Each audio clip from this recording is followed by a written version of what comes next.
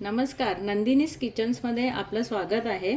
आज आपण पाहणार आहोत झटपट नाश्ता आणि कमी इन्ग्रेडियंट्समध्ये करणार आहोत. हे मुलांना डब्यासाठी पण द्यायला छान आहे आणि पटकन झटपट पण होतं. याच्यासाठी साहित्य घेतलेले आहे आपण बारीक चिरलेला कांदा, बारीक चिरलेला टॅमॅटो, कोथिंबीर, तिखट, मीठ आणि हे बटर. आता आपण हे साहित्य सगळं मिक्स करून घेणार आहोत. हा कांदा घेतला आहे मी, टॅमॅटो, मीठ टाकणार आहे चवीनुसार,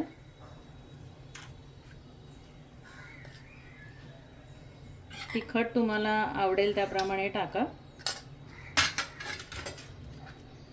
आणि ही कोथिंबीर. हे सगळं जिन्नस आपण चांगलं मिक्स करून घेणार आहोत.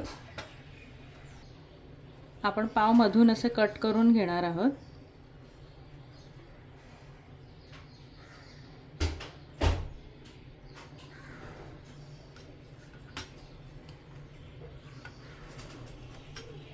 त्याला असं हे मधून बटर लावून घ्यायचं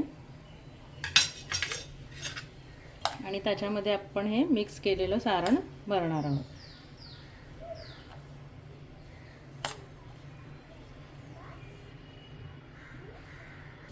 आता टोस्ट बनवण्याकरता आपण हे टोस्टर घेतलेलं आहे. याच्यामध्ये मी आता हे थोडं बटर लावून घेतलेलं आहे. त्याच्यामध्ये हे पाव ठेवणार आहे मी. तुम्ही हे तव्यावर देखील करू शकता, पॅनमध्ये वगैरे. पॅनमध्ये करताना तुम्ही पॅन गरम करून त्याच्यात थोडंसं बटर टाकून आणि वरून काही